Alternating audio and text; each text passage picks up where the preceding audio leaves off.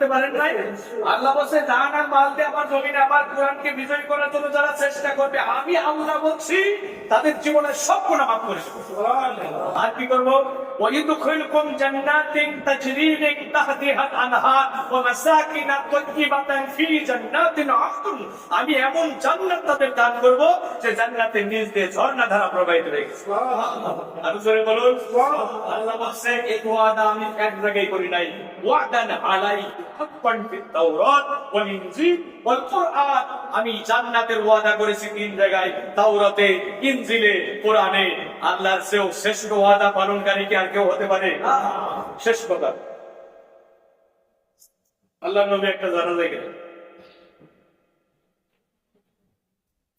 সাহাবীরা বলছে ইয়া রাসূলুল্লাহ লোকটা খুব খারাপ মানুষ, মিশকাতুল মাসাবিহ করে আসছে, আপনি এইরকম খারাপ মানুষের জানাজার নামাজ পড়াবেন না। রাসূলুল্লাহ বলেন লোকটা জীবনে একটা ভালো কাজ করেছে, এমন সার্টিফিকেট কি তোমরা কেউ দিতে পারবে? কয়টা? একজন সাহাবী দাঁড়িয়ে গেল, বললেন ইয়া রাসূলুল্লাহ আমরা একদিন জিহাদের ময়দান থেকে ফিরতেছিলাম। কোথা থেকে? পথমধ্যে রাত হয়ে গেল, আমরা মুজাহিদরা একটা থেকে তাবু গাড়লাম। এই মৃত ব্যক্তি সারা রাত ঢাল আর তলোয়ার নিয়ে আল্লাহর দিনের মুজাহিদদের তাবু পাহারা দিয়েছে, বিনিদ্র রজনী কাটিয়েছে, আমি সাক্ষী দিচ্ছি। রাসূলুল্লাহ বললেন অবশ্যই আমি জানাজার নামাজ ইমামতি করব। সুবহানাল্লাহ। রাসূলুল্লাহ নিজে জানাজার নামাজ ইমামতি করলেন, লাশটা নিজ হাতে কবরে শহীদ করে দিলেন। কবরের পাশে দাঁড়িয়ে আল্লাহ রাসূল বক্তৃতা করছেন, ক্বালা আসহাবুকা ইয়াযুন্নুনা ইন্নাকা মিন আহলিন নার।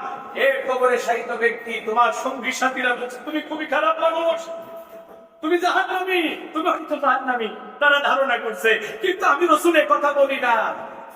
ওয়ানা আশহাদু আন্নাকা ইন্নাকা মিন আহলিল জান্নাহ। আমি বিশ্বনবী সাক্ষী দিচ্ছি তুমি নিখাত আল্লাহর জান্নাতি। রাসূলুল্লাহ যদি কাউকে জান্নাতি বলে সে কি জান্নাতি হতে পারে?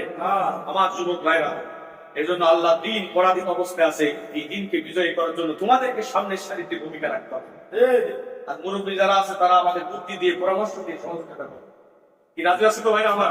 আমরা জীবনে বেঁচে থাকবো যতদিন, আল্লাহ দ্বীনের পক্ষে থাকবো ততদিন।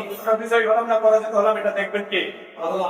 নূহ আলাইহিস সালাম 950 বছর কাজ করেছে, মাত্র 40 জন, কোন বর্ণনায় 80 জন। নিজের বউ ছেলে মেয়ে পর্যন্ত ঈমান আনে নাই। এজন্য কি পয়গম্বর নূহ আলাইহিস সালামকে আল্লাহ জাহান্নামে ফেলে দেবেন? তিনি তার দায়িত্ব পালন করেছেন, আমরা আমাদের দায়িত্ব পালন করে যাবো ইনশাআল্লাহ। আমরা আল্লাহ দ্বীন বিজয় করার জন্য, কোরআনের আইন প্রতিষ্ঠার জন্য চেষ্টা করে দেবো। ভাই আল্লাহর কাছে বলি, আল্লাহ কত জায়গায় বলছে আল্লাহ আমরা প্রধানমন্ত্রী হতে চাই না, আমরা রাষ্ট্রপতি হতে চাই না, আমরা এমপি মিনিস্টার হতে চাই না, গুলশানে বনানীতে ধানমন্ডিতে বাড়ি গাড়ি করতে চাই না। আল্লাহ আমরা শুধু তোমার কোরআনের রাষ্ট্রের ঝাড়ুদার হতে চাই, এই দুইটা হাত তোমার কোরআনের রাষ্ট্রের ঝাড়ুদার হতে চাই। আল্লাহ তুমি আমাদের মনের এই বাসনা পূর্ণ করে দাও। এদেশে কোরআনের মহারাজ কায়েম হয়েছে, ইসলামী খেলাফত প্রতিষ্ঠিত হয়েছে, খেলাফতে আলা মিনহাজুন নবিয়্যা, রাসূল নবুয়তের আলোকে আদরে খেলাফত প্রতিষ্ঠিত হয়েছে। এমন একটা দৃশ্য দুচোখে দেখে যেন আমরা কখনো যেতে পারি। আল্লাহ আমাদের সেই সৌভাগ্য নসিব করুন। কষ্ট পাইছেন ভাইরা আমার? আমি কষ্ট দেওয়ার জন্য বলি না, আমি কি একটা কথা বানিয়ে বলেছি? আমি কিন্তু কোন দলকে বিজয়ী করতে নাই, আমি কোন নেতার আদর্শ মানতে বলে নাই, আমি আল্লাহ জমিনে আল্লাহ দ্বীন বিজয়ী করার জন্য বলেছি। আমরা কার? দ্বীন কার? আল্লাহ জমিনে আল্লাহ দ্বীনের বিধান চলবে, এটা আমরা সবাই চাই না? এটা না চাইলে ইমানদার থাকা যাবে। আল্লাহ আমাদেরকে বোঝার তৌফিক দান করুন। আমরা বলছি আমিন। আমার মনে অনেক ব্যথা, অনেক কষ্ট। আমি আসলে আমার ওই যে মহল্লায় একটা তাফসীর শুরু করেছিলাম, এটা নিয়ে অনেক আলোচনা সমালোচনা। যাই হোক ভাই, আমার ভালো কাজ করতে গেলে বাধা আসবে, এটাই স্বাভাবিক। তারপর আমাদের থেমে যাওয়া যাবে না, আমরা যেখানে সুযোগ পাবো সেখানে আল্লাহ দ্বীনের কথা বলবো। মক্কার মানুষেরা আল্লাহ রাসূলের দাওয়াত গ্রহণ করে নাই, রাসূলুল্লাহ প্রতিনিধি হয়েছে গেছেন।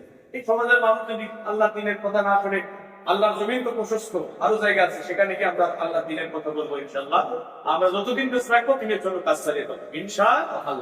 আমরা এখন একটু দোয়া করবো। আমাদের অনেকের মা নাই, বাবা নাই, বিদায় নেই, কবরে চলে গেছে, কি অবস্থায় আছে আমরা কেউ জানি ভাই। তারা কিছু চায় না, তারা একটু দোয়ার কাঙাল। আমরা কলিজা ভরে তাদের জন্য দোয়া করবো ইনশাআল্লাহ। আর মহল্লাবাসীর জন্য